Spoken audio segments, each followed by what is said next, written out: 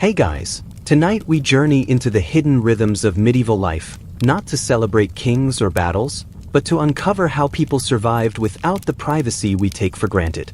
While the medieval world lacked walls between souls, it was filled with shared secrets, constant watchfulness, and lives lived openly. So, before you get comfortable, take a moment to like the video and subscribe, but only if you genuinely enjoy what I do here. And let me know in the comments where you're tuning in from and what time it is for you. It's always amazing to see who's joining us from around the world. Now, dim the lights, maybe turn on a fan for that soft background hum, and let's settle gently into tonight's story together. Sharing beds with strangers in inns and way stations, imagine yourself arriving at a modest inn on a chilly evening, the sky painted in fading hues of twilight, and the air growing cooler with each passing moment. Inside, the warmth from a crackling hearth spills into the stone-walled room, mingling with the faint scent of damp wood and lingering smoke. The space is limited, the beds few, and the crowd steady, travelers from distant places converging, seeking rest along the long and uncertain road ahead. In this world of constant movement, privacy was often a luxury few could afford. At inns and way stations scattered across medieval and early modern Europe, it was common for strangers to share beds, pressed shoulder to shoulder beneath coarse blankets and humble quilts. Imagine the softness of worn linen beneath your fingers, the slight roughness of burlap sacks used as pillows, and the low murmur of voices mixing with the occasional creak of wooden beams settling in the night. These inns were hubs of passage and refuge, places where merchants, pilgrims, soldiers, and wanderers found shelter from the cold and the dangers of the road. The scarcity of space meant that beds were communal by necessity, a shared concession to warmth and safety. Strangers lay side by side, sometimes dozens in a single room, their breathing steadying in the quiet dark. The rhythm of their lives, momentarily synchronized in sleep, was punctuated by whispered confessions, soft sighs, and restless dreams carried quietly beneath the same roof. Imagine the complexity of such nights. The unfamiliar presence beside you, the subtle rise and fall of another's breath, the faint rustle as garments shifted in the shadows. For many, this was a test of endurance and trust, a surrender to circumstances beyond control. Privacy dissolved into the collective experience of survival, where the boundaries of self blurred in the close quarters of shared rest. Despite the crowded conditions, travelers learned to navigate these intimate spaces with a kind of tacit understanding. Stories passed between whispered words, tales of distant lands or misadventures on the road. Sometimes, confessions spilled into the darkness, secrets shared in voices meant only for the night. Imagine the quiet comfort found in these exchanges, the fragile connection forged between strangers linked by circumstance and the need for respite. The communal sleeping arrangements were not merely a matter of economy but also of necessity. Roads were perilous, and the threat of robbery or worse lurked along many routes. Sharing space offered warmth against cold nights and safety in numbers. Imagine the sensation of heat radiating not just from the hearth but from the bodies close by, a collective shield against the chill that seeped through cracks in stone and wood. Yet, such close quarters carried risks. The spread of illness was a constant shadow in the back of every traveler's mind. Disease, often unseen but ever present, moved swiftly among those who slept side by side, a reminder of the fragility of life on the road. The inns, though places of refuge, could also become sites where suffering quietly multiplied, lives unexpectedly cut short by invisible threats. The very architecture of these inns reflected their function as crossroads of human experience. Imagine narrow staircases leading to low-ceilinged chambers, rough-hewn beds lined against stone walls, and heavy wooden shutters drawn tight against the night. The smell of herbs hung faintly in the air, lavender or rosemary meant to ward off illness or simply to freshen the confined spaces. These way stations were not merely stops on a journey but microcosms of society where social boundaries blurred and the unexpected mingled. Nobles traveling incognito might find themselves sharing space with peasants, soldiers with merchants, pilgrims with thieves. Imagine the layers of stories hidden behind closed eyes, the diversity of lives interwoven through shared sleep.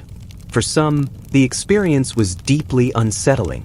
The loss of personal space, the proximity to strangers, and the cacophony of restless sleepers created an environment where sleep was elusive. Yet others found a strange solace in the shared vulnerability, a reminder that even in isolation, human connection persisted.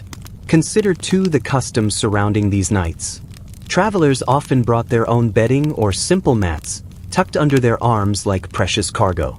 The ritual of settling in, laying down gear, unwrapping layers of clothing, arranging scant possessions, became a moment of quiet preparation, a small ceremony amid uncertainty.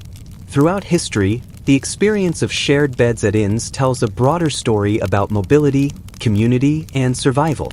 It reflects a world where space was limited, dangers many, and human needs intertwined.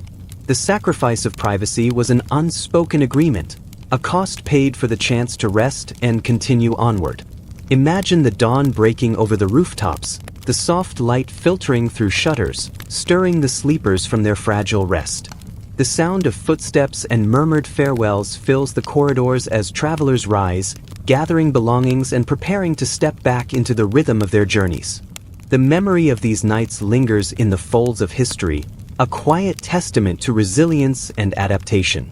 The inns and way stations, with their crowded beds and whispered stories, remind us that travel has long been an act of both courage and compromise, a constant negotiation between comfort and necessity. As you settle into your own bed tonight, perhaps let your mind drift to those crowded chambers, where strangers found warmth in proximity and sleep carried them through the uncertainty of the road. The shared breath, the soft confessions, the restless dreams, all part of a human experience stretching across centuries, connecting past and present in the quiet hours before dawn. Living in one-room houses where families slept together, hey, imagine a modest cottage, its wooden beams darkened by years of smoke and weather. The air inside is thick with the gentle warmth of a small hearth burning steadily. This fire is the heart of the home, its flickering light casting soft shadows that dance across the rough-hewn walls. Around it, the family gathers, from the eldest grandparent to the youngest child. Here, all lives intertwine, not separated by doors or walls, but by the gentle unfolding of daily rituals. In these one-room houses, space was a precious commodity, carefully measured and shared. The family slept side by side on narrow pallets or bundles of straw, often with the animals close by. A cow, a few chickens, or a dog might rest just a few feet from the sleeping children. Curtains and partitions were uncommon, meaning that every cough, every whispered word, every turn in the night was witnessed, shared, and endured together. Privacy was not an expectation, but a rare and fleeting luxury. The scent inside these homes was a layered mosaic, softly smoky from the hearth, mingling with the earthiness of worn wood, the faint musk of animals, and the subtle aromas of simple meals simmering over the fire. The sounds, too, formed a constant background rhythm, the crackling of logs, the low murmur of voices, the occasional shuffle of restless sleepers, and the gentle breathing of those sharing the close quarters. Life in a one-room house demanded a certain rhythm, a tacit understanding that all activity was communal. The children learned early to navigate around the elders and the animals, stepping carefully to avoid waking a sibling or disturbing the fragile warmth of the fire. Mealtime was a collective affair. Small bowls of pottage passed from hand to hand, shared bites of bread, and the occasional treat. The rhythm of their lives was shaped by these routines, where individual needs were balanced delicately against the needs of all. The walls, though simple, bore silent witness to generations of shared experiences. They absorbed the laughter of children and the quiet sighs of fatigue. They held the marks of time, the worn spots on the floor where feet had traced the same path for years, the faint outlines where a cradle had rested, the scratches where a restless toddler had found amusement. Each mark told a story of belonging, of life lived closely and without separation. Outside, the seasons shaped the ebb and flow of daily existence. In colder months, the single room became a refuge from biting winds and thick snow. Windows, often small and covered with animal skins or oiled cloth, offered little light but shielded from the chill. The family huddled together, sharing warmth as much from proximity as from the fire itself. The cold made every breath visible, a soft mist floating in the dim air, and the world outside seemed distant and unreachable. In warmer seasons, the rhythms shifted. The door might be left open to welcome the sounds and smells of the outside, the rustling leaves, the distant calls of livestock, the smell of freshly tilled earth. Tasks that could not be done indoors, like weaving, spinning, or food preservation, were carried outside, allowing the small house to breathe. Yet as night fell, the family would once again gather under one roof, their lives intertwined in the close, shared space. This intimate arrangement carried both comfort and challenge. The closeness fostered deep bonds, a tangible sense of belonging and security. Yet it also demanded patience and resilience, as personal space was sacrificed and quiet moments were rare. Conflict could flare quickly when tempers rose, but just as often, reconciliation followed swiftly, a reflection of the necessity to live as one. Children raised in such settings absorbed lessons not just from words, but from presence. They learned the art of silence and attentiveness, knowing when to step lightly or speak softly. They witnessed the care given to elders and the gentle rhythms of daily chores, internalizing the patterns of work and rest that sustained the family. Every shared meal and every whispered bedtime story built a foundation of connection that stretched across years. The presence of animals within the home, while perhaps surprising today, was a practical and often necessary aspect of life. Animals provided warmth, security, and sustenance. Their close company blurred the lines between human and nature, reminding all inhabitants of their place within a larger web of life. The soft sounds of breathing or the occasional low murmur from an animal offered both comfort and a reminder of the shared vulnerability of life. Hygiene and cleanliness, as understood in modern terms, were different in these settings. Washing was often done outdoors or at a distance from the main living space, and waste disposal was a matter of careful management to avoid contaminating the close quarters. The house, though modest, was maintained with care and respect, for it was the foundation of life, the shelter against an often harsh world. Health challenges were an ever-present shadow. Illness could spread quickly in such close quarters, and the loss of a family member was a reality faced with quiet acceptance. Yet the collective nature of the household meant that care was immediate and constant. Sick members were tended with what knowledge and remedies were available, surrounded by the presence of loved ones. The one-room house was more than a shelter. It was a crucible where daily life, survival, love, and hardship converged. It shaped the experience of time itself, the slow passage of days marked not by clocks, but by shared meals, the changing light through small windows, and the steady cycles of work and rest. Imagine yourself in such a space, where every breath, every movement, every glance is witnessed by others. There is a calm that comes from belonging so completely, even if that calm is punctuated by the occasional unrest or discomfort. It is a world where life is lived openly, without separation, and where the boundaries between individual and family blur into a single, ongoing story. As the night deepens, the fire's glow softens, and the household settles into rest. The rhythmic breathing of many becomes a gentle chorus, a lullaby woven from the presence of others. Outside, the wind may whisper through trees, but inside, there is the steady pulse of a shared life, a constant warmth that comes from togetherness. The humble one-room house may seem distant now, but it offers a window into the ways humans have sought connection and comfort amidst the challenges of existence. Its lessons linger in the quiet spaces between us, reminding us that sometimes the most profound shelter is found not in walls or rooms, but in the closeness of others. So tonight, as you listen and drift, imagine the soft crackle of the hearth, the gentle stirrings of those gathered close, and the comforting rhythm of lives intertwined in a single room. Imagine yourself part of that quiet world, where every moment is shared and every breath a thread in the tapestry of family. Rest now, with the echoes of their lives beside you, and let the warmth of shared history carry you gently toward sleep.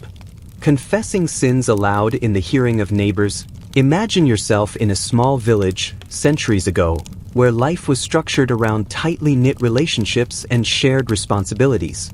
The air is cool and carries the faint scent of wood smoke from hearth fires, mixing with the earthy aroma of damp soil and livestock nearby. People gather in the open square, near the church steps or a communal hall, not for a festive occasion but for something far more solemn. Here, penitents, those who have acknowledged a moral wrong, kneel publicly to list their transgressions aloud, in front of neighbors whose lives are closely intertwined with their own. This is not a matter of privacy but one of communal accountability. The very act of confessing in public created a space where the boundaries between private sin and social knowledge blurred. It was an unspoken rule that everyone was aware, at least in part, of their neighbor's flaws and mistakes. The recitations of sins were rarely lengthy confessions but rather concise admissions, spoken with a measured tone, often accompanied by gestures of humility, downcast eyes, folded hands, or lowered heads. The rhythm of these spoken confessions carried a weight, not just spiritual but social. Each word acknowledged the fallibility of the individual, while simultaneously reinforcing the collective norms of the community. This form of penance was deeply embedded in the cultural and religious frameworks of the time. The Church encouraged public confession as a step towards repentance and reintegration, providing a visible means of moral reckoning. The very presence of neighbors acted as a kind of living witness, ensuring that the penitent could not easily conceal or deny their faults. It was both a discipline and a communal ritual, where shame and forgiveness coexisted, and the individual's actions became a mirror reflecting the values and expectations of the whole. Yet, the intimacy forged by this practice was uneasy. While confession demanded honesty and transparency, it also exposed the penitent to judgment and gossip. The knowledge of a neighbor's failings was a form of social currency, sometimes wielded with kindness, other times with quiet cruelty. The community was bound not just by shared joy or hardship, but by the collective awareness of each other's imperfections. This shared vulnerability created a dynamic social fabric, where reputation, trust, and forgiveness were constantly negotiated. Consider the soundscape of such gatherings, the murmurs of the crowd, the soft rustling of cloaks, and the gentle shuffle of feet on cobblestones. Confessions unfolded in a cadence that was neither hurried nor drawn out, allowing the weight of each admission to settle among listeners. The voices were not raised in accusation but carried a tone of solemnity, almost a chant of humility. There was no need for spectacle. The ritual's power lay in its quiet, pervasive presence in daily life. This communal confession also influenced daily interactions beyond the public ritual itself. Neighbors, aware of each other's moral struggles, often exercised a form of cautious kindness or guarded distance. In some ways, this knowledge fostered a collective responsibility, an unspoken encouragement to support those who stumbled, yet a wary eye to ensure social order was maintained. The boundaries between public and private were porous, and life unfolded with the constant awareness that one's actions, good or ill, were part of the communal story. The shift towards private confession, which became more widespread in later centuries, introduced a different dynamic. Privacy allowed for more intimate, individualized spiritual experiences, reducing the social exposure of personal failings. But it also removed that layer of communal accountability, replacing it with a quieter, more internalized form of penance. In contrast, the earlier practice of confessing sins aloud invited the entire community to bear witness, creating a unique social atmosphere where vulnerability and oversight coexisted. In archaeological terms, some churchyards and village squares reveal subtle traces of where these gatherings may have taken place: worn stone steps, lingering impressions of well-trodden earth, and spatial arrangements that suggest an emphasis on visibility and communal gathering. These physical remnants echo the intangible rhythms of confession and community, inviting us to imagine the steady flow of voices that once filled these spaces. In a time before the privacy and anonymity that modern life affords, the public confession of sins was more than a religious ritual.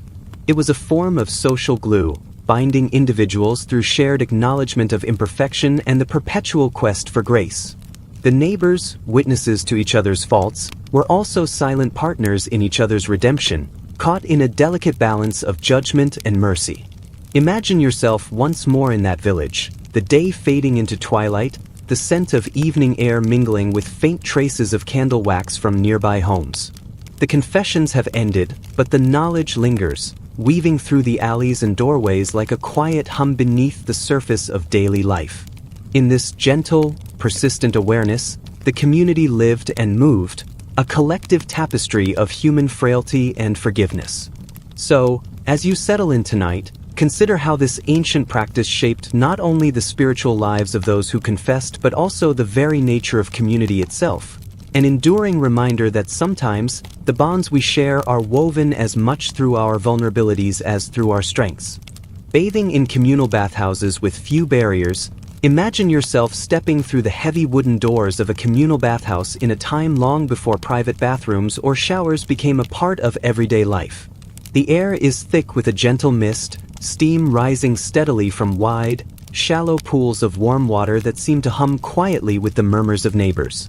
The scent is faint but distinctive, a mix of heated stone, softened wood, and a subtle hint of herbs infused in the water, carefully chosen to cleanse both body and spirit. This was a place where cleansing the skin was inseparable from social ritual, a center where daily rhythms intertwined with community life. In these bathhouses, the boundaries that separate personal spaces today were far less rigid. The pools were shared, and privacy was minimal. Imagine long benches lined along stone walls where groups of people gathered to wash, talk, and unwind. The warm water invited a slow release from the stresses of labor and life outside, encouraging conversations that ranged from the mundane to the deeply personal. Steam blurred the edges of the room, softening shapes and voices, creating a cocoon of intimacy where walls and barriers faded away as easily as the day's grime.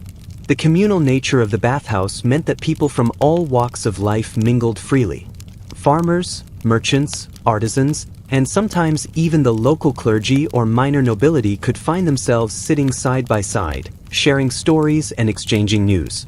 The rhythmic splashes and the gentle clatter of wooden buckets became a soundtrack to an ancient form of togetherness, where washing was not only an act of cleanliness but a vital thread in the social fabric. Imagine the steady cadence of hands dipping into the warm water, scooping it over tired muscles, or the slow motion of rough cloth scrubbing away the dirt of the day. The water, though shared, was renewed regularly in some places, while in others, the same pools were reused, fostering a complex relationship between hygiene and practicality. Yet, the steam helped to cleanse the air, and the ritual itself was as much about the mind as the body. Bathing in this way was a moment to pause, to breathe, and to be present among others, even if surrounded by strangers. The architecture of these bathhouses reflected their communal function. Large, open rooms dominated by central pools, heated floors or hypocaust systems underneath, and narrow partitions that offered only the slightest divisions. Curtains or wooden screens might shield a corner, but often exposure was the norm. This openness was not seen as a violation but as a shared experience, a reminder that one's body and person existed within a larger collective. Walls were physical, but invisible barriers of modesty were often relaxed, replaced instead by social cues and unspoken rules that guided behavior. Within the steamy air, voices floated like wisps. Neighbors exchanged gossip, the latest market news, and occasionally whispers of secrets too delicate for the streets.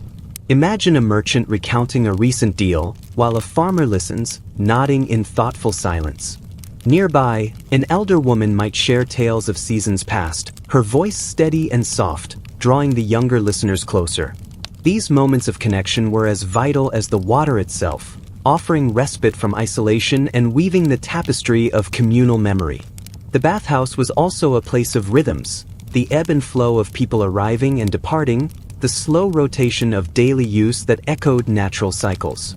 Morning and evening bathing times punctuated the day, signaling transitions between work and rest.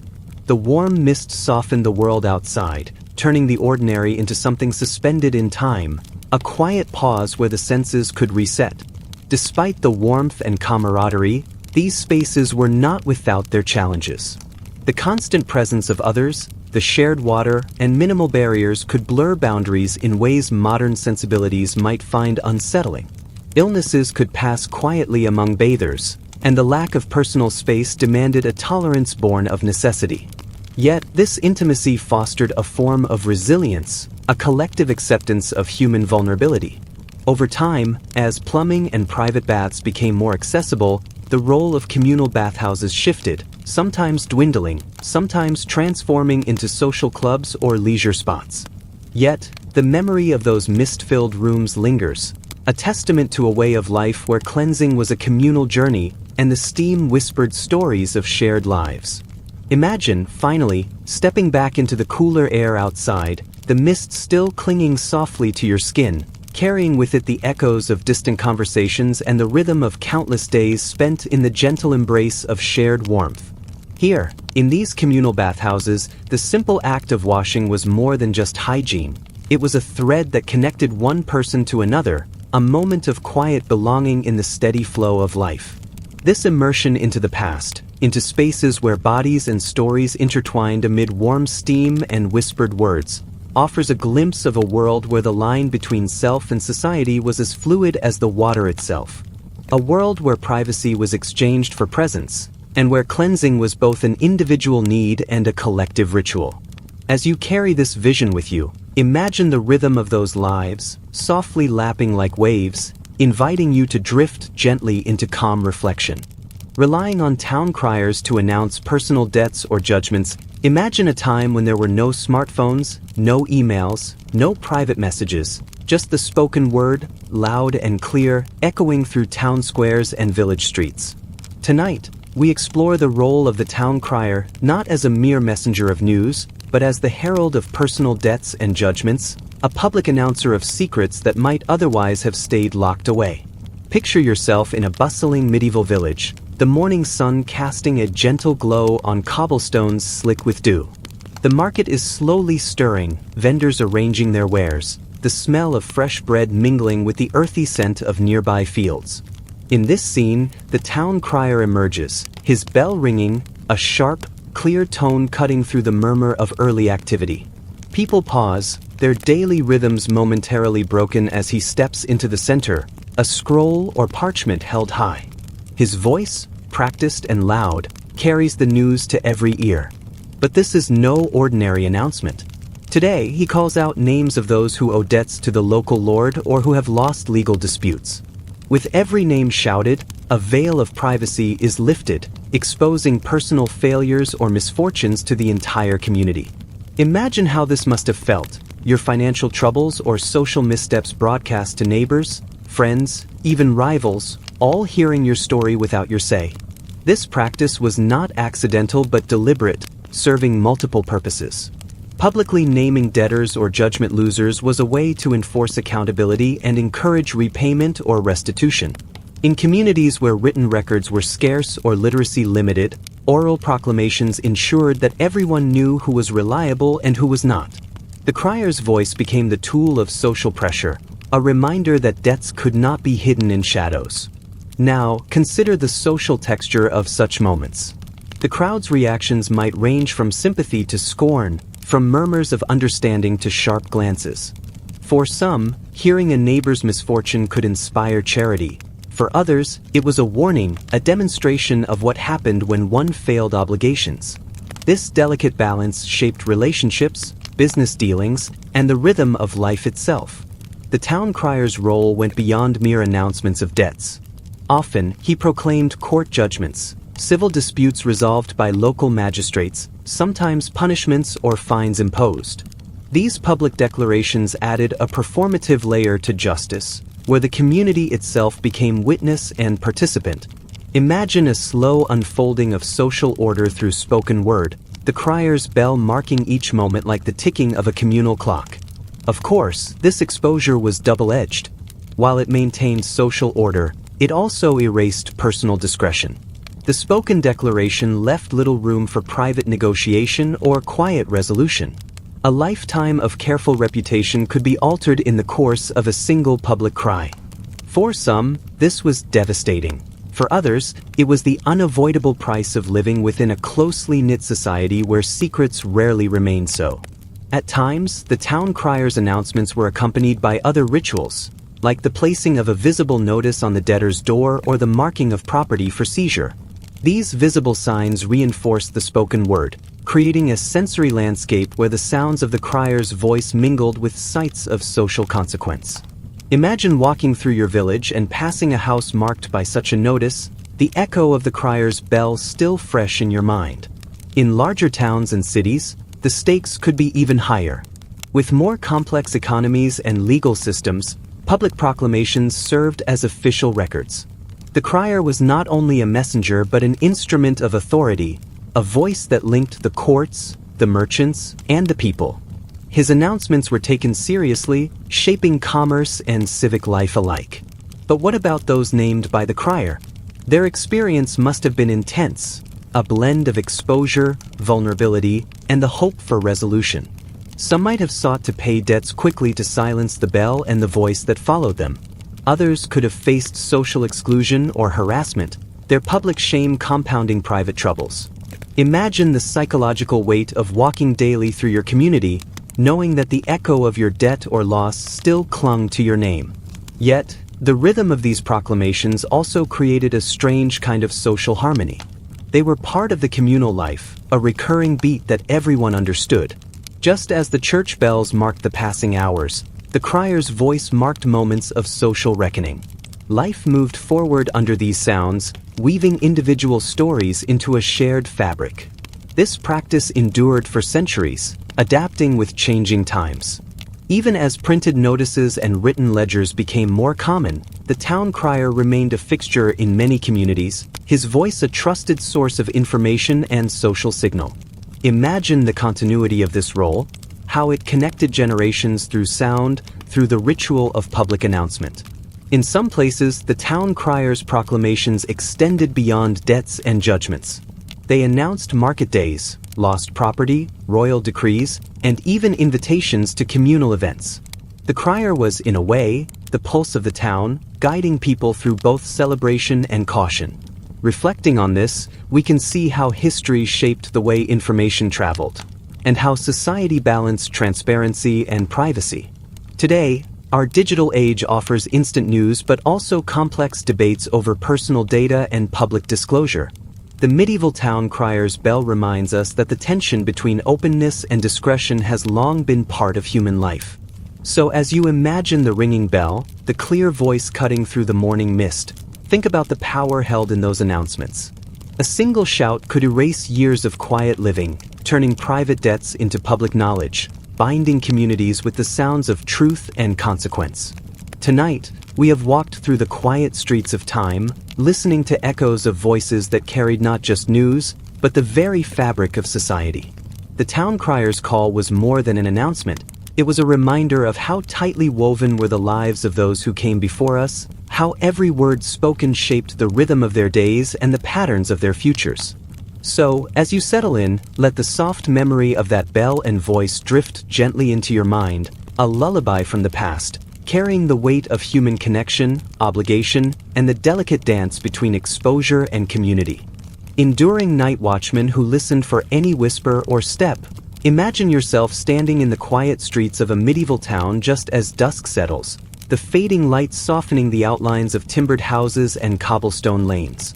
The air grows cooler, thick with the scent of wood smoke and damp earth, while shadows deepen beneath shuttered windows and heavy doors. In this stillness, a figure moves with deliberate purpose, the night watchman, a solitary sentinel whose duty is to guard the town until dawn. Night watchmen were the unsung guardians of safety in towns and villages where curfews were strictly enforced. Imagine their rhythm of life, hours spent pacing through narrow alleys, stepping cautiously across creaking wooden floors, and pausing at each doorway to listen intently. Every sound was a thread in the tapestry of the night, a whispered word, the shuffle of footsteps, the faint rustle behind a curtain. The watchman's task was to discern the ordinary from the unusual, the harmless from the suspicious. Curfews meant that after a certain hour, most townsfolk were expected to be indoors, their doors firmly shut against the dark. The watchman's patrol was methodical, moving door to door, street to street, ensuring that no one wandered where they should not. Imagine the weight of responsibility carried in every measured step, the vigilance required to remain alert through long, cold nights. The watchmen were trained not only to see but to hear, their senses sharpened to pick up the subtlest noises. Even hushed conversations behind shutters could be noted and remembered, their words weighed and catalogued in quiet memory. This attention to detail was vital in a time when crime, unrest, and secret plotting were constant threats. Imagine how the night could stretch endlessly, each sound magnified in the stillness, a puzzle to be interpreted. Their presence was both reassuring and intimidating. For honest citizens, the watchman symbolized protection, a steady figure ensuring peace and order. Yet, to those with secrets or ill intent, he was a reminder that shadows could conceal nothing, that every whisper might be caught and later recounted. Imagine the delicate balance of trust and suspicion that hung in the air, palpable even in the silence. Night watchmen often carried simple tools: a staff to ward off trouble, a lantern casting flickering light upon dark corners, and sometimes a horn to raise alarm. Their uniforms were practical rather than grand, designed for ease of movement and recognition. Imagine the glow of the lantern illuminating cobblestones slick with evening dew, casting long shadows that stretched and shifted with every step. The role demanded endurance. Nights were long, often cold and lonely. Imagine standing watch for hours beneath a sky thick with stars, the occasional hoot of an owl or distant barking of a dog breaking the silence. Sleep was a luxury not afforded, replaced instead by a constant, low hum of awareness. Beyond the physical demands, night watchmen held a unique place within the social fabric. They knew the rhythms of the town's quiet hours, the habits of its inhabitants, and the secrets whispered behind closed doors. Imagine the store of unspoken knowledge they carried: rumors, alliances, and suspicions quietly gathered from their patrols, shaping the unseen networks of community life. Their vigilance extended beyond law enforcement to safeguarding customs and curfews designed to maintain order and reduce danger. Towns were bustling by day but vulnerable by night. The watchman's steady presence created a boundary between the safety of home and the uncertainty of darkness. Imagine this role as both guardian and gatekeeper, a living barrier against chaos. Despite their importance, night watchmen often lived on the margins, figures seen but not fully known, part of the town yet apart from it. Their work was thankless, their hours lonely yet essential. Imagine the quiet pride in fulfilling a duty that, while unseen by most, held the community's safety in balance. The consequences of their alertness were profound. When whispers of danger were caught, swift action could prevent unrest or crime. When suspicious movements were observed, a timely intervention might save lives. Imagine the ripple effects of a single watchman's attentiveness, shaping the peace of an entire town through quiet, unseen acts. As dawn approached and the first light softened the sky, the watchman's shift would end. The town would awaken, its streets filling once more with life and noise. Imagine the night stories held in memory, the silent accounts of what was heard, seen, and prevented during the hours when most lay asleep.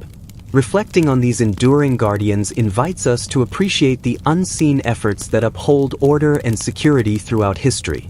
The night watchmen remind us that vigilance often requires solitude, patience, and a keen ear for the faintest sound, a dedication that bridges the quiet gap between darkness and day. As you listen now, perhaps imagine the steady footsteps of the watchman passing by, the flicker of his lantern fading into the distance, and the world gently stirring awake, held safe by his silent watch through the night. Praying in churches where all could witness your devotion, picture a modest medieval church, its stone walls aged by centuries, standing quietly at the heart of the village.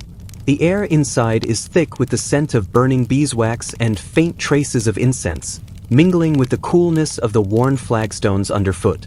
Sunlight streams through stained glass, casting muted colors that flicker gently across faces bowed in prayer. In this shared space, piety was never a private affair. The act of devotion unfolded openly, performed in the presence of fellow worshippers whose curious eyes quietly traced every movement. Kneeling before a sacred relic, the faithful lowered their bodies with a humility that was visible to all, their hands clasped tightly or stretched out in quiet supplication. Almsgiving was equally public. A coin dropped into the poor box, a small bundle handed to the church's poor, each offering observed and noted by neighbors and clergy alike. These acts, deeply personal, were also social, binding the individual to the community through shared faith and ritual. The rhythm of worship was punctuated by the soft murmur of prayers, the occasional clink of a coin, the rustle of robes, and the steady toll of bells. The sounds formed a gentle backdrop, a tapestry of reverence woven from many voices and hearts united in purpose. Imagine yourself in this space, aware that your devotion is both your own and yet a thread in a larger fabric. Your actions, though intimate, are witnessed and silently acknowledged by those around you. The gaze of others may bring a sense of accountability, a gentle pressure to conform, but it also offers connection, an unspoken understanding that faith is shared and strengthened through visibility. The church itself was a living space of interaction. Walls bore images of saints and biblical tales, their painted faces seeming to watch alongside the congregation. Light and shadow played across the wooden pews and stone pillars, inviting reflection and quiet awe. For many, this openness was a source of comfort. The shared experience of worship created bonds, reinforcing communal identity and mutual support. Yet, it also demanded courage and sincerity. There was no hiding in these moments. Every prayer, every gesture, was a testament to belief, offered openly and without reservation. Outside the church, the village life continued in its steady, measured pace. Yet inside, time seemed to slow, measured not by clocks but by the cadence of prayers and the shifting light. The faithful moved together through liturgy and ritual, their devotion a shared journey visible to all. Imagine the gentle weight of that collective witness, a reminder that faith was both personal and public, a dance between inner conviction and outward expression. It shaped not only individual lives but the very fabric of community, weaving stories of hope, sorrow, and resilience into the stones themselves. As night approaches and candles flicker low, the congregation disperses slowly, leaving behind the quiet hush of sacred space. The echoes of whispered prayers linger, carrying the warmth of shared belief into the stillness. So tonight, as you listen and drift, imagine the soft glow of candlelight, the murmur of prayers, and the quiet watchfulness of those gathered in faith.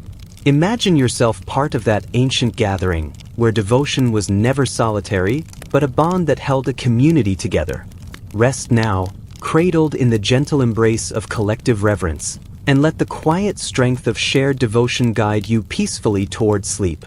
Living in walled towns where everyone knew everyone's business, imagine yourself walking through such a town, where every step carries the weight of collective memory and every whisper travels swiftly beneath the timbered eaves and along the weathered stone walls. Picture narrow streets, barely wide enough for two people to pass, paved unevenly with cobblestones worn smooth by countless footsteps. Houses lean closely together, their upper stories jutting out over the street like protective arms, creating shaded corridors where sunlight filters thinly through the gaps. The air is thick with the mingled scents of smoke from hearth fires, fresh bread baking in nearby ovens, and the faint, earthy odor of damp stone and wood. This sensory tapestry sets the stage for a life where privacy was scarce, and the lives of individuals blended almost seamlessly into the collective. In these walled towns, the concept of private was vastly different from what we understand today.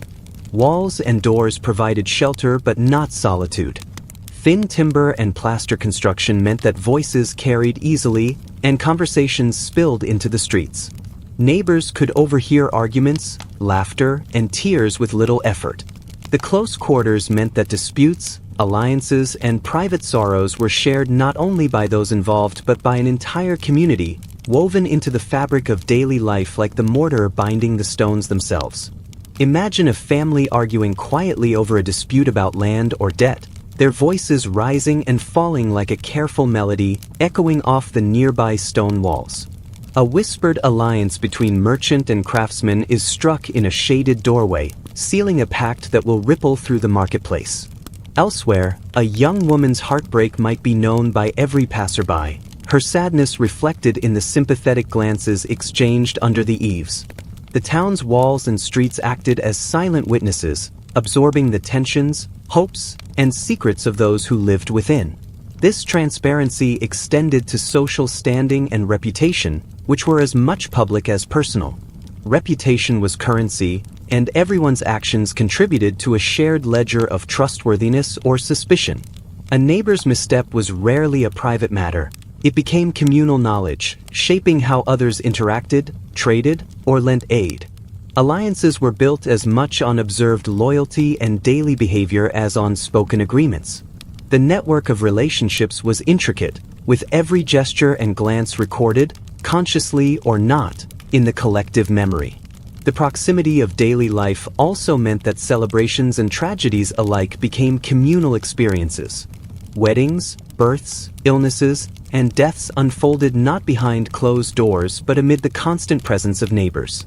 The sounds of a child's cry, the chatter of market bargaining, or the quiet murmur of prayers echoed through the narrow lanes, all parts of a shared existence.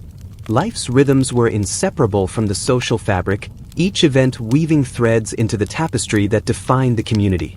Walled towns also had their unique challenges born from this density. Privacy was a luxury seldom afforded, and the pressure to conform to social norms was constant. Deviations from expected behavior were quickly noticed and discussed, sometimes leading to social sanctions or gossip that spread like wildfire. The close quarters could heighten tensions, making reconciliation and diplomacy vital skills for survival. Yet, within this intensity, many found comfort in the familiarity and support of a network that was always watching, sometimes intervening, but often quietly sustaining. The architecture itself reflected and reinforced these social dynamics. Thick stone walls and narrow alleys funneled movement and attention, creating natural meeting points and fostering frequent interaction. Public spaces such as marketplaces, wells, and communal ovens became hubs where stories, news, and opinions circulated, further binding residents together. Even the smell of wood smoke from chimneys or the clatter of blacksmiths' hammers became part of a shared sensory environment, grounding individuals within the collective. As you imagine yourself moving through these streets, notice how the very environment seems alive with memory and presence. Each stone bears silent witness to generations of conversations, conflicts, and connections. The town structure allowed no secrets to linger for long. The walls, while offering protection from external threats, also reflected the internal lives of their inhabitants in a constant, quiet exchange. This closeness created a paradox. While freedom was limited by constant observation, so too was isolation. Loneliness was harder to bear when neighbors were never far, and the dense social fabric offered a form of security, however imperfect. In these towns, life was a continuous negotiation between personal desires and communal expectations, a delicate dance performed beneath the watchful eyes of all. So tonight, as you settle down, imagine the steady hum of life within these walled towns, the way the narrow streets carried stories and secrets alike, weaving them into a rich, complicated tapestry of human connection. It's a reminder that sometimes, the walls that surround us hold not just protection, but the echoes of every step, every whisper, and every shared moment that defines what it means to live together.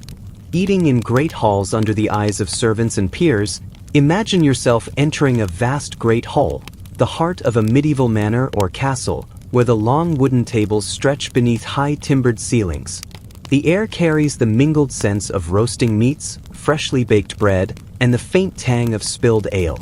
This was a place where meals were never merely about nourishment but about display of power, status, and the unspoken rules that govern society.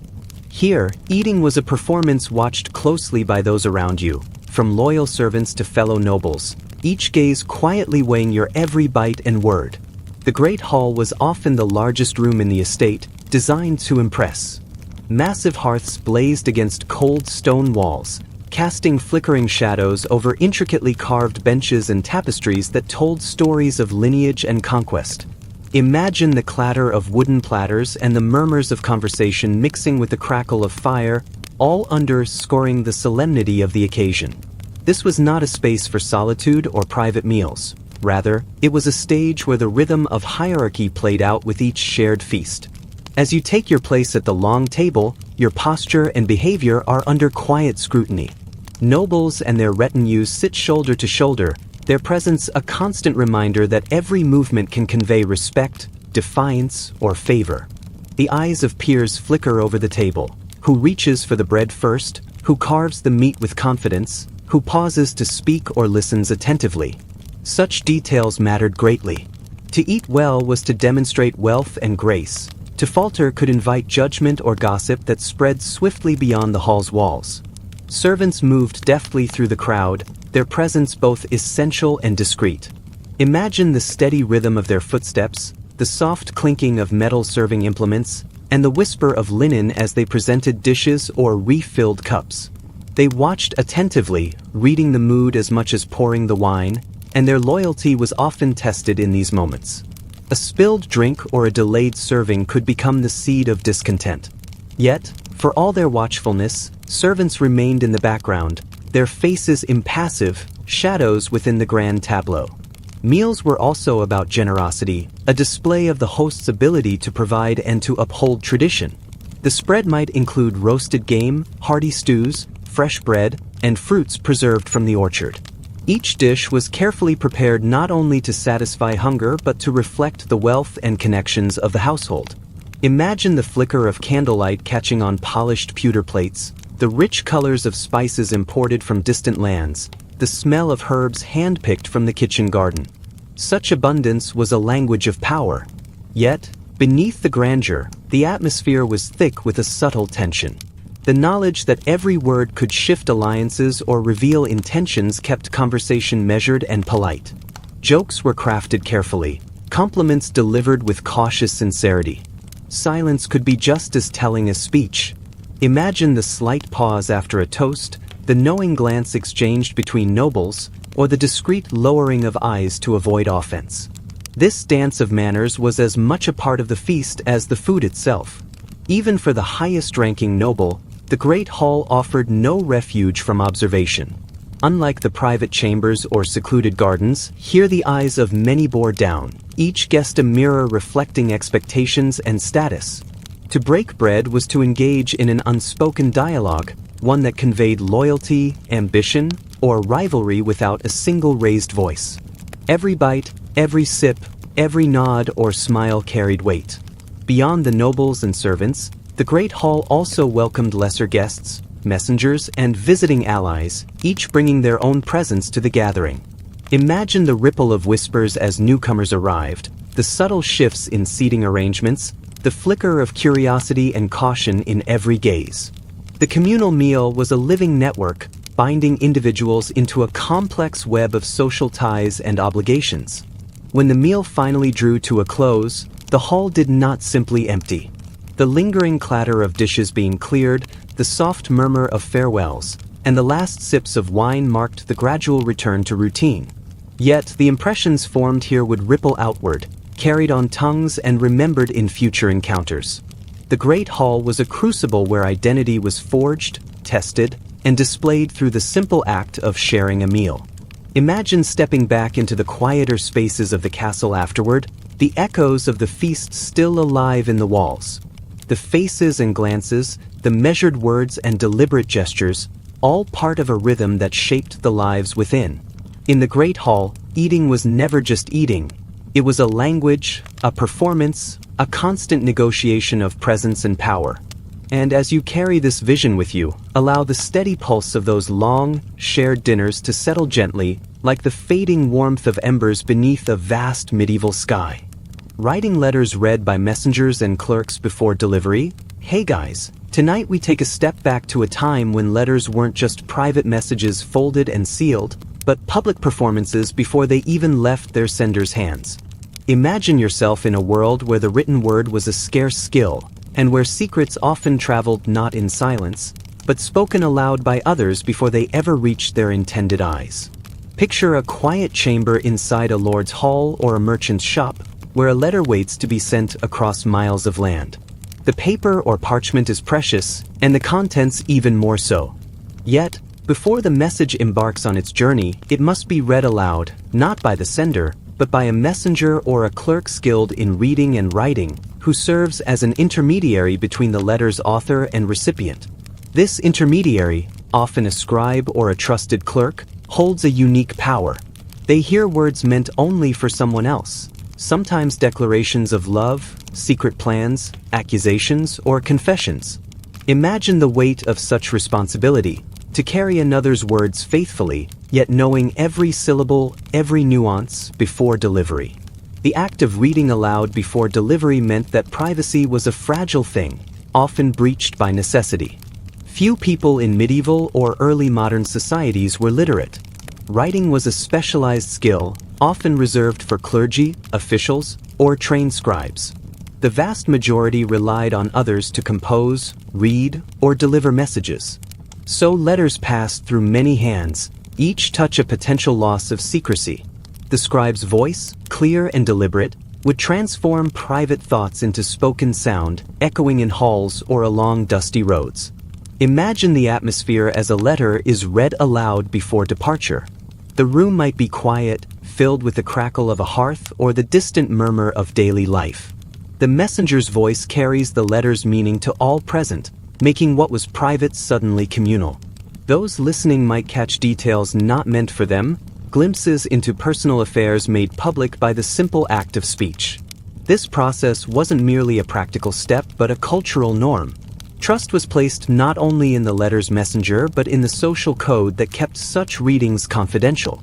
Yet, the possibility of gossip, misunderstanding, or betrayal lingered beneath the surface.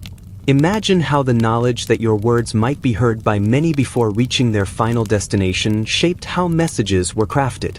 Sometimes, senders would write carefully, anticipating this exposure. They might use coded language or carefully chosen phrases to veil true meanings. Others might speak in riddles or employ metaphors, hoping that only the intended recipient would grasp the real message. The letter, then, was both a written document and a spoken performance, crafted for multiple audiences. The messengers themselves were more than carriers. They were guardians of communication. Their memory, discretion, and reliability mattered deeply. Some memorized entire messages to ensure accurate delivery, others took notes or carried scrolls. But every step added a layer where privacy could be lost or altered. Letters read aloud also played a role in formal and official matters. Royal decrees, legal summons, or announcements might be delivered by heralds who proclaimed the contents publicly. Here, reading aloud was an act of authority, turning words into commands that shaped communities and governance. The spoken letter was a tool of power as much as communication. Yet, not all letters were intended for the world to hear. Personal correspondence, between lovers, family members, or friends, found itself at the mercy of this oral transmission. Imagine a secret love letter, tender and intimate, voiced aloud before it traveled, its delicacy exposed in the crisp air of a courier's chamber. The vulnerability of such moments underlines how differently privacy functioned in past societies. This also shaped the very style of letter writing. Writers often balanced honesty with caution, knowing that their words might echo beyond the recipient.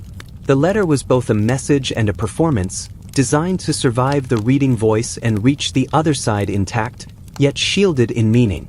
Over time, as literacy spread and written correspondence became more common, this practice shifted.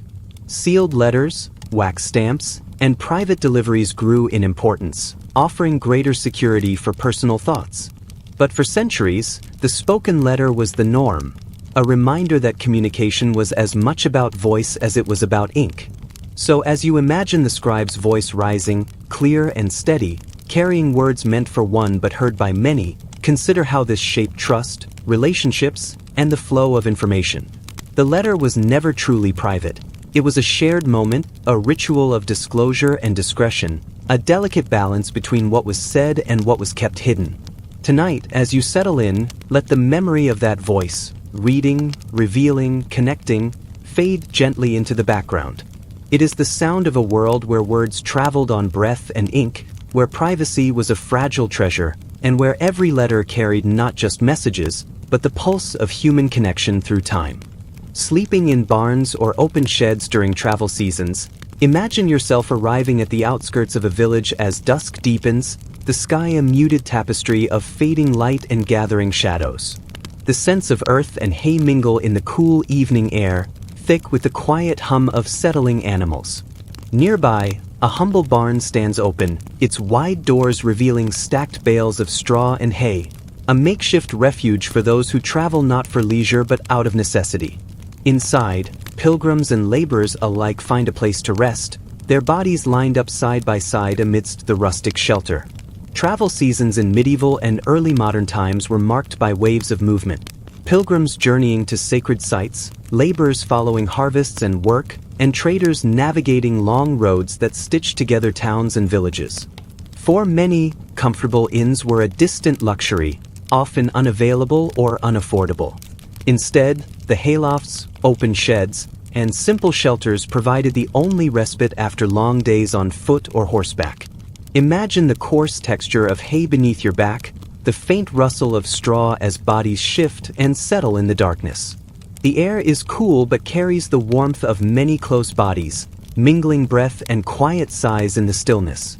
Privacy is scarce. Personal space is a forgotten notion, replaced by the pressing reality of shared survival. Every breath is communal, every movement felt in the silent hush. These barns and sheds, though unassuming, served as vital sanctuaries. They were neither grand nor comfortable by modern standards, but they offered protection from the elements. A roof to shield against rain, walls to break the biting wind. Imagine the flicker of a distant candle or lantern, casting long shadows that danced across rough wooden beams, illuminating faces marked by weariness and hope. The darkness inside these shelters offered little concealment. Shapes and figures lay close, their outlines merging in the gloom. Despite the closeness, or perhaps because of it, a quiet camaraderie often formed. Shared hardship created bonds, a silent understanding among strangers whose paths crossed briefly yet profoundly.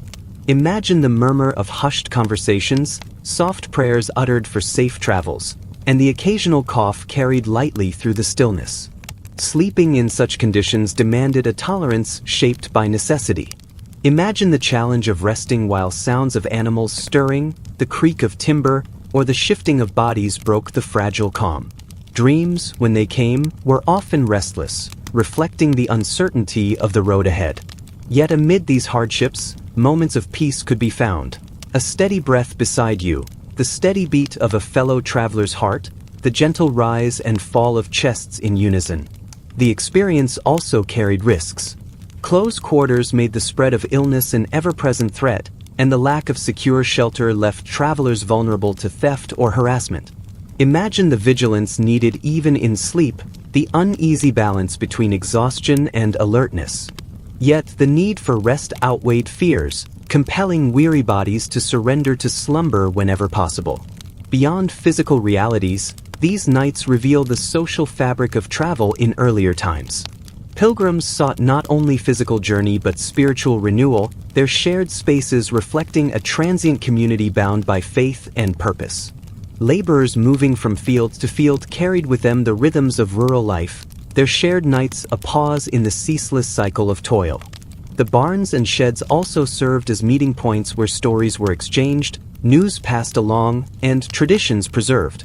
Imagine the brief flicker of connection as strangers whispered tales of distant lands, local legends, or the hardships faced on the road. These exchanges enriched the journey, weaving threads of human experience into the broader tapestry of life. As dawn approached, the soft light filtering through cracks in wooden walls signaled the end of another night's refuge. Travelers stirred, gathering belongings and preparing to step once again into the uncertainty of the path. The barn emptied, its silence reclaimed until the next wave of weary souls sought its shelter. Reflecting on these simple shelters invites a deeper appreciation for the resilience and adaptability of those who journeyed long before modern conveniences. The shared breaths, the pressed shoulders, and the restless dreams speak to a human endurance shaped by necessity and hope. As you rest tonight, perhaps imagine the quiet barn, the rustling hay, and the gentle breathing of strangers side by side, an enduring testament to the countless journeys made through history, carried not only on feet but on the strength of shared humanity under open roofs. Submitting disputes to public arbitration before the entire village, picture a village square bordered by simple homes and shaded by ancient trees. The air hums with anticipation, carrying the mingled scents of earth, smoke, and worn wood. Neighbors gather, their faces attentive as disputants step forward to present their claims over land, inheritance, or long-standing quarrels that have lingered like shadows. In these open assemblies, justice was far from private. Every word spoken, every argument made, was heard not only by those directly involved but by the entire community. The neighbors were both jury and witness, their eyes and ears recording the unfolding drama to carry into future memory. Imagine yourself among the crowd, feeling the weight of shared responsibility. This was a world where social bonds mattered deeply. The outcome of disputes shaped not only property lines but relationships, reputations, and the very fabric of daily life. The process was measured and deliberate. Stories were told, evidence presented, sometimes with a calm clarity, other times with heated passion. Elders might weigh in, their voices steady and respected, while younger villagers listened intently, absorbing the lessons and judgments that would ripple through the community. Few outcomes remained discreet. The decisions reached in these gatherings became the accepted truth, carried in the collective memory and whispered in homes for years to come. They shaped alliances, determined futures, and sometimes settled grudges that might otherwise have simmered beneath the surface. The atmosphere was a blend of solemnity and familiarity. The rhythm of these meetings was part ritual, part practical necessity. They reinforced the power of community, reminding all that no dispute existed in isolation and that resolution required openness and shared acknowledgement. Imagine the sounds that filled the air, the steady voices presenting cases, the occasional murmur of agreement or dissent, the shifting of feet on dusty ground, and the quiet rustle of clothing as the crowd leaned forward to catch every detail. This public form of justice demanded courage from those involved. To lay grievances bare before neighbors meant vulnerability, but also the hope for fairness grounded in collective wisdom. The community's gaze was both a check and a support, holding all accountable while providing a path toward resolution. Outside the gathering, life moved on with its quiet rhythms. Yet within these moments, the village came together not just as neighbors but as custodians of justice and memory. The decisions made here echoed beyond the day, shaping the contours of shared life. Imagine yourself there, part of this living tradition, where disputes were settled not behind closed doors but in the full light of community, where every voice and every witness played a part. As the meeting draws to a close and the crowd disperses, the weight of decisions lingers in the air, a reminder that in this world, justice was woven through the daily lives of all. So tonight, as you listen and drift, imagine the steady voices, the watchful eyes, and the shared responsibility that held a village together. Imagine yourself part of that enduring circle, where disputes were not hidden but openly resolved in the presence of all. Rest now, carried gently by the quiet strength of community judgment, and let the shared wisdom of generations guide you softly toward sleep.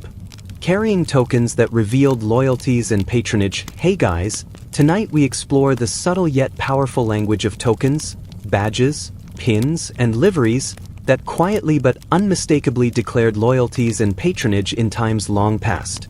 In an era when words were weighed carefully and alliances could shift with the turn of a phrase, these small objects carried outsized meaning.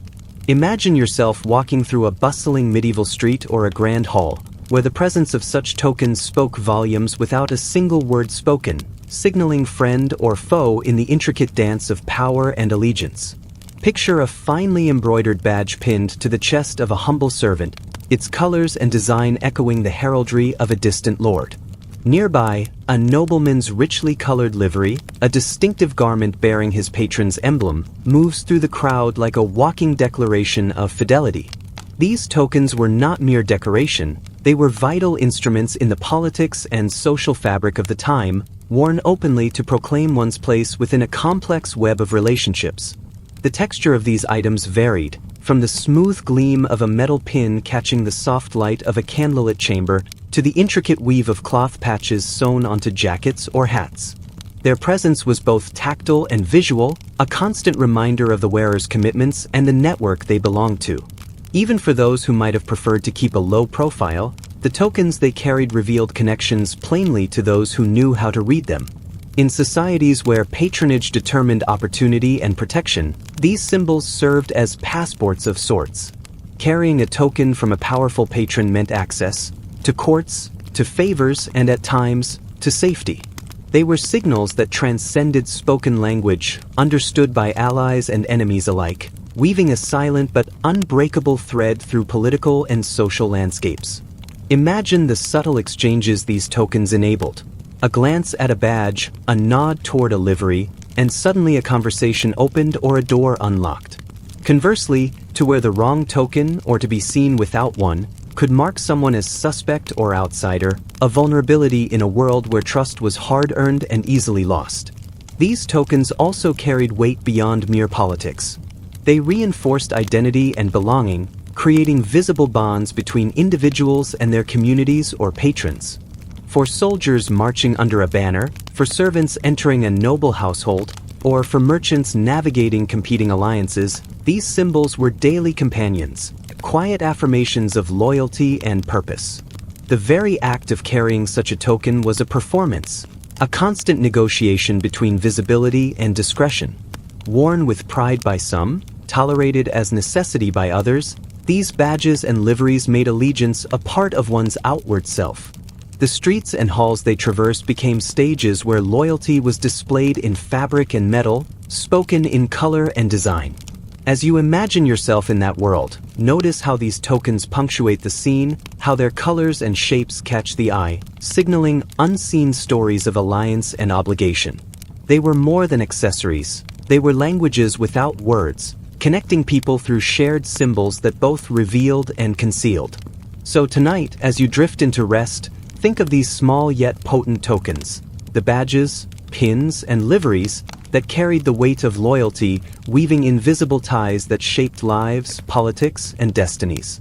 In a world where words could fail or deceive, these symbols spoke clearly, marking the ever-shifting map of power and trust.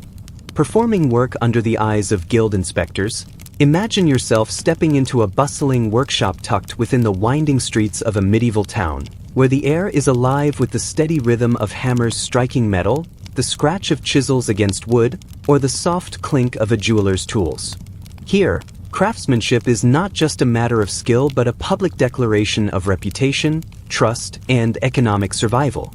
Every motion, every stroke, unfolds under the vigilant eyes of guild inspectors, figures whose presence turns labor into a performance, where excellence is demanded and faults, whether real or perceived, become the subject of immediate and wide-reaching scrutiny. Guilds were powerful organizations that regulated trades, maintained standards, and protected both the interests of their members and the consumers who relied on their goods. Imagine the weight of tradition pressing down in these workshops, the legacy of masters who had honed their skills over decades, and the expectations placed upon apprentices eager to prove themselves. The inspectors, appointed by the guilds, entered with an authority both official and symbolic, embodying the collective judgment of the craft community. Picture the craftsman at his bench, hands steady but aware of every glance. The inspector moves slowly through the room, eyes sharp, sometimes silent, sometimes speaking in low tones. Their task was to ensure that products met exacting standards, each joint tight, each curve smooth, each stitch secure. But beyond the technical, their role was also social, to enforce conformity, to uphold the guild's reputation, and to guard against shortcuts or deceit. The pressure in such moments was palpable. A single flaw, whether a tiny crack in a ceramic pot or an uneven cut in a length of cloth, could become the subject of harsh criticism, not only tarnishing the craftsman's immediate work but also his standing among peers. Imagine the ripple effect of a failed inspection, whispers spreading quickly from one workshop to the next, shaping future commissions and social standing alike. Yet, the inspectors' judgments were not always objective. Human biases, rivalries, or misunderstandings sometimes colored their evaluations. A craftsman might find himself unfairly singled out, his skill questioned based on subtle differences in style or the inspector's personal tastes. Such moments could be a test of resilience, as reputation was a fragile and precious commodity in these tightly knit communities. Despite this scrutiny, the workshops thrived as centers of learning and tradition.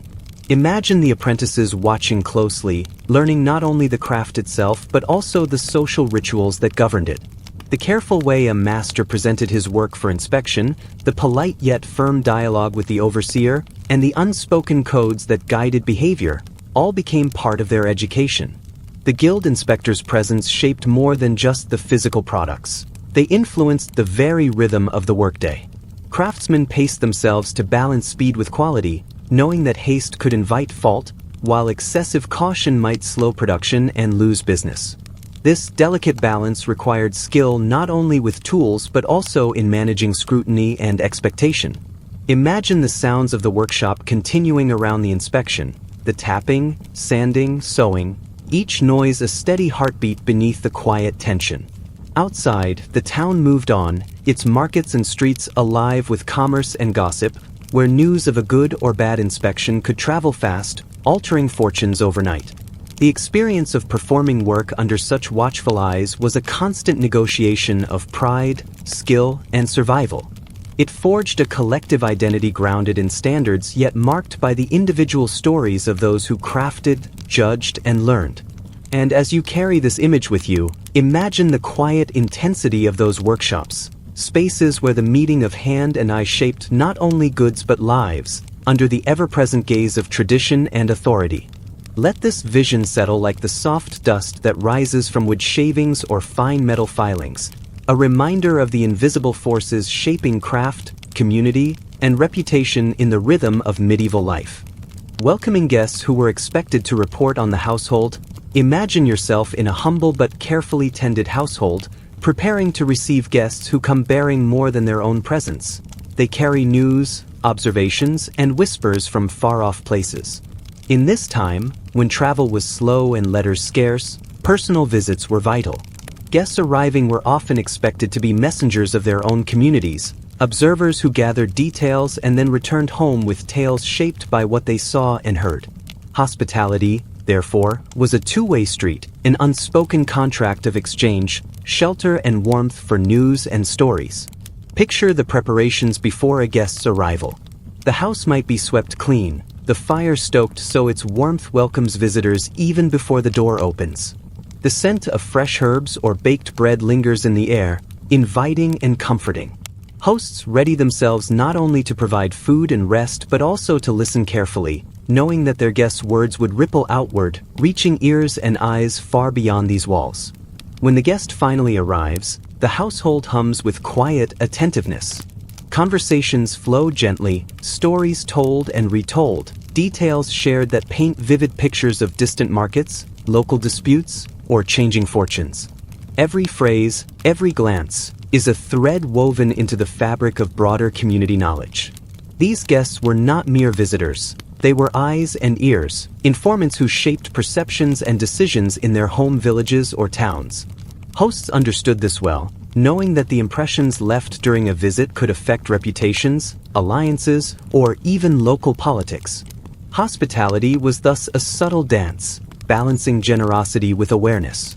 Imagine the guest, seated by the fire, observing the family's rhythms, the way meals are prepared, how tasks are shared, the expressions behind polite words. These observations were valuable. They formed stories that traveled long after the guest had departed, carrying with them truths, half-truths, and sometimes embellishments.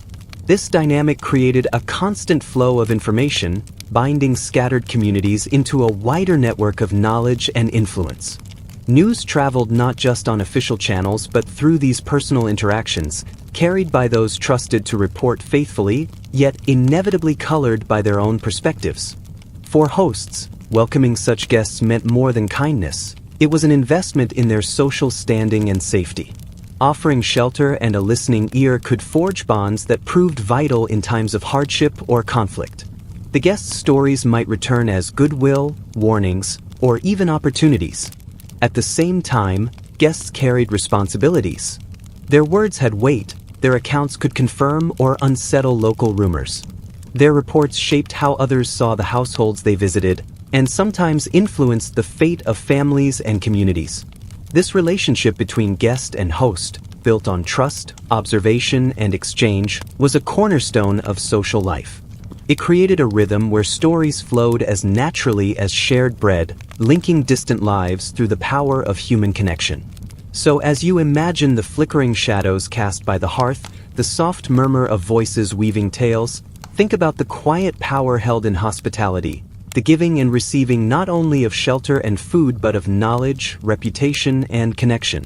Tonight, let the warmth of that fire and the gentle unfolding of stories ease you into a world where every guest carried with them the pulse of their own community, and every host knew that hospitality was also a careful, vital sharing of truths meant to travel far beyond the hearth. Displaying oaths and contracts on walls for all to read, imagine yourself walking through the heart of a bustling medieval village, the narrow streets alive with the murmur of daily life. The scent of fresh bread mingles with the earthy aroma of cobblestones warmed by the sun, while merchants call softly to passing customers. Along these familiar routes, your eyes catch something unusual: pieces of parchment, carefully nailed to heavy wooden doors, church posts, or public notice boards. These are no mere announcements, but oaths and contracts, declarations of promises laid bare for all to see. In a world where trust was a precious and sometimes scarce commodity, displaying important agreements in public was a practice both practical and symbolic. Imagine the texture of the parchment, rough yet sturdy, its edges curling slightly from exposure to sun and rain. The ink, faded in places but still legible, carries the weight of solemn words: vows taken, debts acknowledged, disputes settled. These public displays transformed private commitments into communal knowledge. The act of nailing a contract or oath to a door was more than mere documentation. It was an invitation to scrutiny and a call to witness. The village itself became a guardian of promises, the eyes of neighbors and passers-by serving as an informal court. Imagine the quiet power this held, the awareness that one's words and deeds were visible not only to immediate parties but to an entire community. This practice bridged the gap between the private and public spheres. Even arrangements that might seem personal or limited in scope, such as agreements over land use, dowries, or apprenticeships, were often affirmed in this way. Imagine a farmer's contract with a tenant, or a merchant's pledge to repay a loan, displayed for weeks or months. The permanence of the posting was a reminder of accountability and the collective role in enforcing fairness. The locations chosen for these notices were deliberate and meaningful. Church posts, for example, were natural centers of community life, places where people gathered regularly. By placing agreements here, the parties invoked not only social but spiritual oversight. Imagine the rustle of prayer books and the murmur of hymns mingling with the silent presence of contracts nailed within the sacred space. This tradition also served a practical purpose in a largely oral culture. Literacy rates were limited, but the presence of these public documents encouraged communal reading and discussion. Clerks or town criers might read the contents aloud, ensuring that even those unable to decipher the script could understand the terms. Imagine the gathering of townsfolk around such notices, their voices rising and falling in agreement or debate. The public nature of these oaths and contracts underscored the serious consequences of breaking them. Social reputation was a powerful force, and the shame of a broken promise carried weight beyond legal penalties. Imagine the cautious deliberation before a document was posted, the knowledge that one's honor would be tested daily under the watchful gaze of neighbors. Yet, this openness also allowed for negotiation and resolution. If disputes arose, the community could intervene, and the displayed agreements provided a reference point for discussion.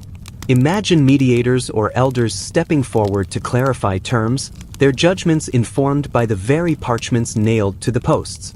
In some cases, these public declarations extended beyond contracts to proclamations of rights or privileges, binding rulers and subjects alike. Imagine royal edicts posted in town squares, their broad mandates shaping daily life and reinforcing the social order. The display of such documents was a form of communication that transcended speech, embedding law and custom in the fabric of communal space. This tradition of visible agreements reflects a world where transparency and collective responsibility were intertwined. The walls and doors of towns were not merely physical barriers but repositories of social memory and trust. Imagine these surfaces as silent witnesses, bearing the marks of countless promises made and kept, or broken. As you consider these scenes, imagine yourself pausing before one such posted oath, tracing the faded letters with your eyes, feeling the quiet weight of history. The very act of public display invites reflection on the nature of trust, accountability, and the human need to bind ourselves to one another through shared witness. Tonight, as you rest, perhaps carry with you the image of those parchments fluttering gently in the breeze, reminders that across time and place, the foundations of society rest not only on power or wealth but on the fragile, enduring promise seen and upheld by many eyes. Raising children in constant company of neighbors and kids. Picture a village path bathed in soft sunlight, where children's laughter and footsteps mingle with the rustle of leaves and distant calls of livestock. Here, the small ones roam freely under the ever-present gaze of parents, grandparents, aunts, uncles, and neighbors. The boundaries between family and community blur, weaving a tapestry of shared care and watchful attention. In this world, child-rearing was an open book, a story written in the presence of many. Every accomplishment, a first step, a clear word, a helpful gesture, became a moment celebrated by the village. Likewise, missteps and mistakes did not slip quietly by. They were noticed, noted, and often gently corrected by the wise eyes of elders who saw in each child the promise of the future. Imagine yourself sitting on a worn wooden bench, observing a group of children playing under the wide sky. Their games are spirited, filled with laughter and the occasional tumble. Nearby, an elder watches carefully, offering words of guidance or encouragement, while others exchange knowing glances or soft smiles. The community's involvement forms a quiet chorus of support and expectation. This constant company shaped children profoundly. They learned not only through direct instruction but through observation, the way adults moved, spoke, and responded to one another. They absorbed the rhythms of communal life, understanding early that their actions were part of a larger whole.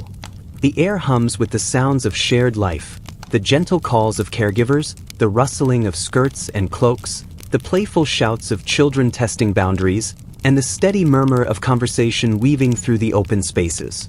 These sounds create a soft backdrop, a steady pulse that anchors childhood within the community.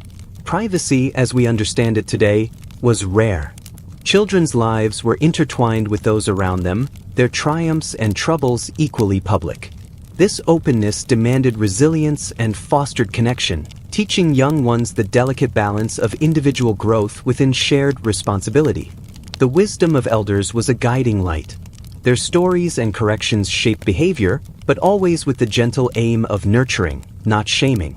Mistakes were met with patience, reminders of lessons passed down through generations, and encouragement to try again.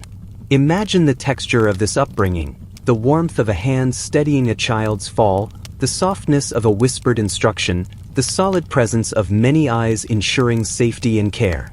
Each moment was a thread in the fabric of belonging. Health and well-being were constant concerns. When illness struck, the community rallied, sharing care and comfort. Loss was mourned collectively, and the resilience to continue was strengthened by the presence of many. As days turned into seasons, the children grew amidst this web of relationships. They learned the unspoken codes of behavior, the stories of their ancestors, and the skills needed to carry the community forward. Their identity was inseparable from the faces and voices that surrounded them. Imagine yourself part of this circle, where every step you take is witnessed, every word heard, and every success shared. There is comfort in this closeness, a steady reassurance that you are never truly alone. As evening falls and the village settles into quiet, the children rest knowing they are cradled by a community that watches, protects, and guides.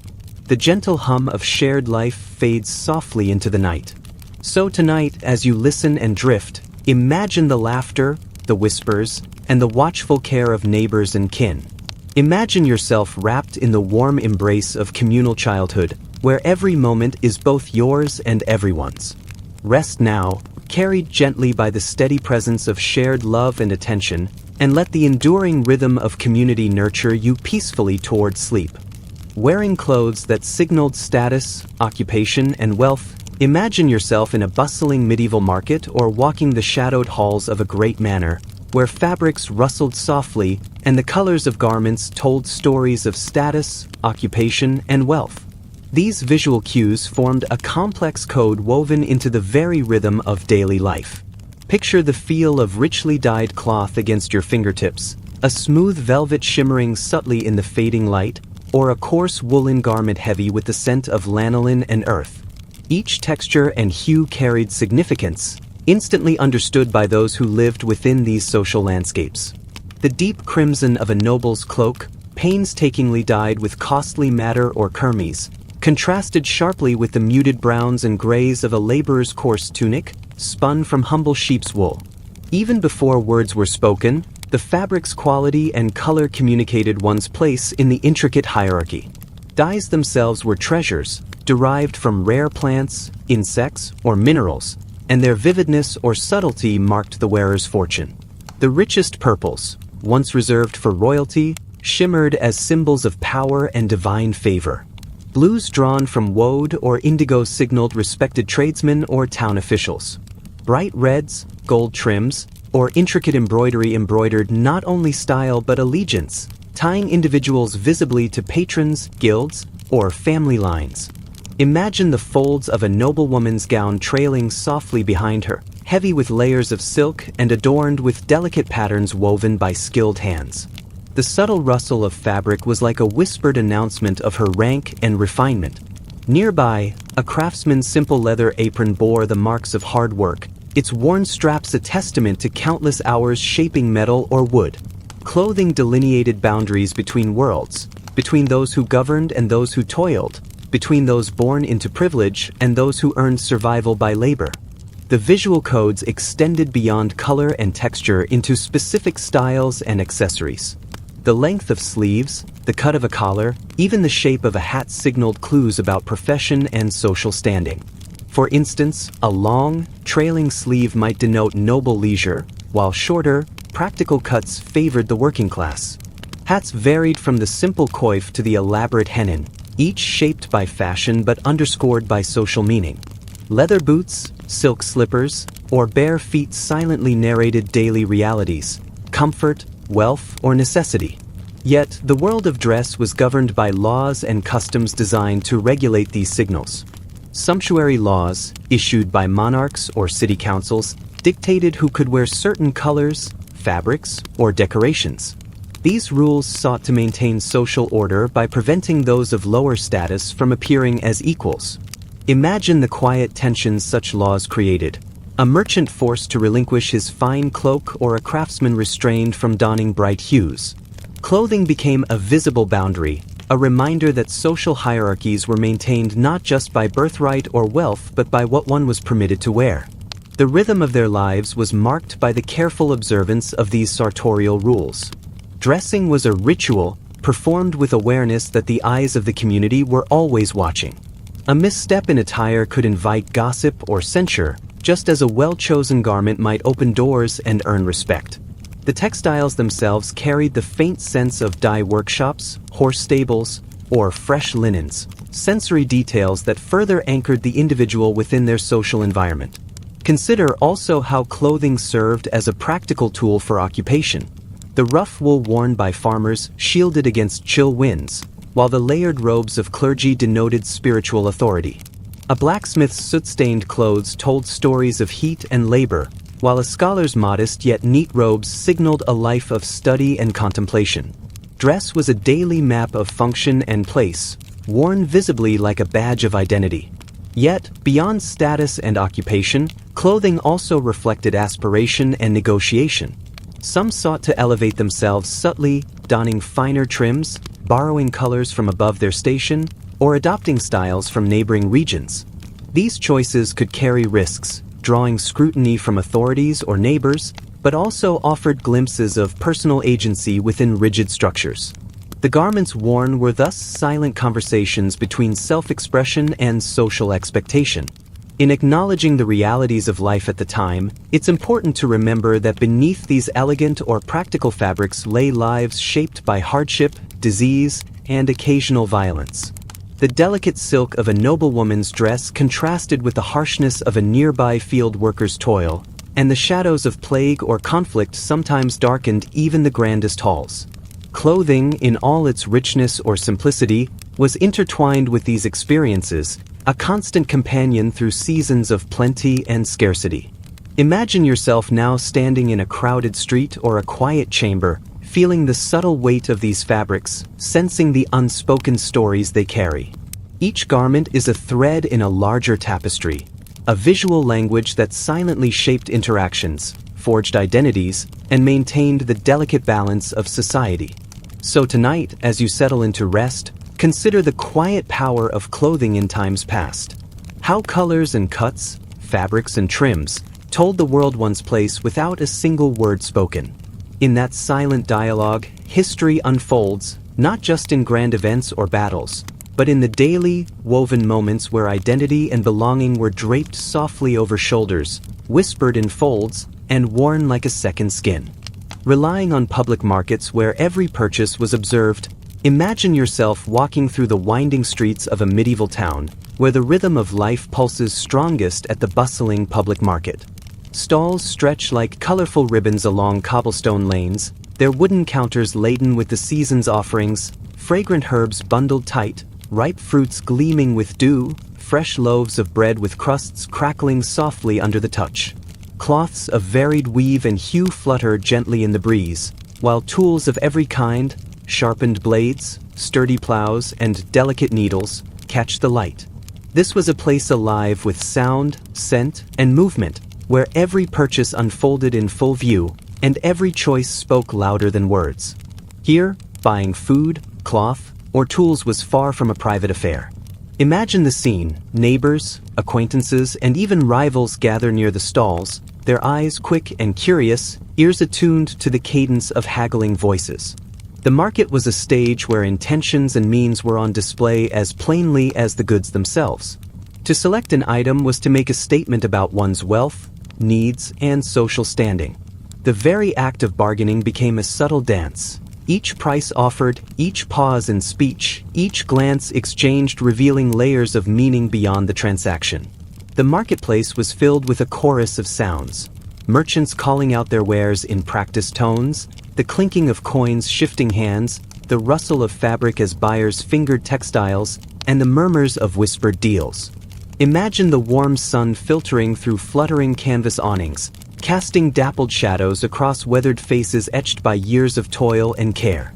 The scent of fresh bread mingled with the sharp tang of iron tools, while the earth beneath, thick with the dust of many footsteps, rose faintly in little clouds as the crowd moved and shifted. Every purchase was observed closely, not only by the merchant eager to confirm a fair price but by the assembled townsfolk, whose knowledge of one another ran deep. The market was a living ledger of social currency as much as it was a place of trade. When a farmer selected a modest basket of vegetables, it spoke of careful budgeting. When a noble's retainer examined bolts of fine cloth, it signaled status and intention. Perhaps a craftsman lingered over a new chisel, hinting at upcoming work and ambition. Each transaction sent ripples through the community, contributing to unspoken judgments and whispered rumors. Imagine the careful weighing of coins, the delicate back and forth of negotiation. Haggling was not simply a matter of economics but an art form steeped in tradition and etiquette. Too aggressive a bid could offend, too timid an offer might reveal need or inexperience. Buyers and sellers alike navigated this dance with practiced grace, aware that their reputations were as much on the line as their wares. A misstep could lead to social embarrassment or suspicion, while a successful bargain might earn respect and trust. Beyond the exchanges themselves, the marketplace was a crossroads of human connection and survival. Imagine elders sitting by the square's edge, sharing news and tales as much as watching the flow of commerce. Children darted between stalls, their laughter weaving through the hum of voices, while animals, dogs, chickens, and the occasional goat added to the lively tableau. The market was a place where the personal and the practical intertwined, where goods were traded alongside stories, alliances, and sometimes secrets. The stakes here were not always light. In times of hardship, when harvests failed or disease swept through the town, the market became a barometer of community resilience and tension. Prices could soar, supplies dwindle, and the usual rhythms give way to anxious whispers and wary glances. Imagine the slow spread of news about shortages, the cautious exchanges that followed, and the subtle recalibration of social dynamics as everyone adjusted to scarcity. Even amid such pressures, the market endured as a place where life's necessities were laid bare and shared under the watchful eyes of many. Yet, the market was not solely a stage for tension or survival. It was also a place of tradition and continuity. Seasonal fairs marked the turning of the year, bringing merchants from distant regions and the promise of rare goods. Imagine the excitement that rippled through the crowd at such times, the mingling of unfamiliar languages, the vibrant colors of exotic textiles, and the scent of spices carried on foreign winds. These moments broke the routine and reinforced connections beyond the town's borders, reminding all who gathered of their place in a larger world. As the sun dipped lower, shadows lengthened across the stalls and voices softened into the evening's calm. Imagine the gradual thinning of the crowd, the last coins changing hands, and the lingering scent of earth and smoke blending with the cooling air. The market square, once alive with trade and conversation, now settled into quiet anticipation of the next day's rhythm. In this shared space, every purchase was a moment of revelation, a glimpse into lives interwoven by necessity, aspiration, and observation. The market was a mirror reflecting the subtle dance of community, where wealth, intent, and social bonds were negotiated openly beneath the watchful gaze of neighbors and strangers alike. Allow this vision to unfold softly in your mind, the gentle murmur of barter and footsteps weaving a quiet lullaby of human connection. Here, in the open air of the public market, the everyday act of buying became an intimate exchange, a thread in the fabric of medieval life, inviting you to drift gently into calm reflection. Accepting that even prayer, sleep, and grief had witnesses, imagine yourself stepping slowly through a medieval village as the day begins to fade, the sky painted in soft hues of rose and lavender. The air is cool, thick with the scent of damp earth and with smoke drifting gently from chimneys. In this quiet moment, consider the rhythm of life here, not just the bustling markets or the clang of the blacksmith's hammer, but the intimate moments hidden beneath everyday activity. In the medieval world, solitude was a rare companion. From the very beginning of life to its final breath, nearly every moment unfolded with witnesses nearby, neighbors, family members, servants, and strangers alike. Even the most private acts, prayer, sleep, grief, were shared experiences, observed, or at least known to others. Imagine a mother cradling her newborn infant in a small, dimly lit chamber. The soft rustle of fabric and the steady warmth of breath are accompanied by the gentle presence of others, perhaps a midwife, an elder relative, or even curious neighbors standing just outside the thin wooden door. The act of nursing or soothing a child was rarely solitary. It was woven into the fabric of communal care and concern.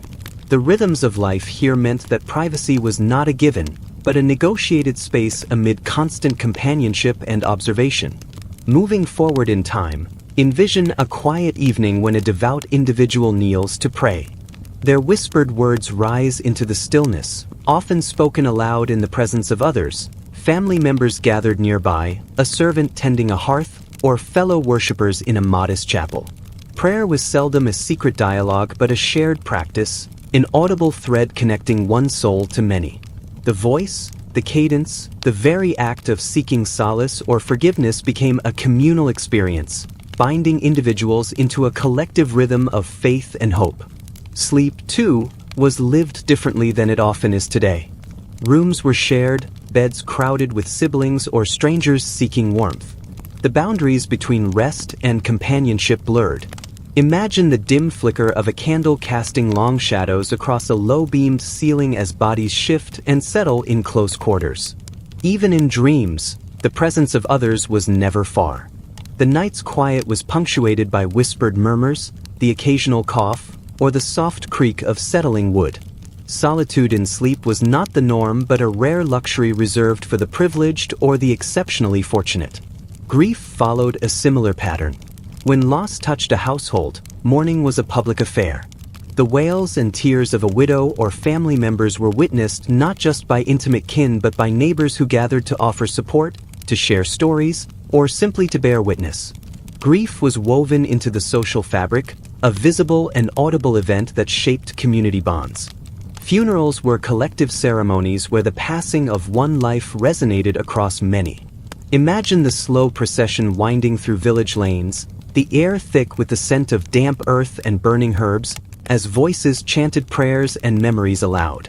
Yet, amidst this ever-present watchfulness, medieval people developed a quiet grace.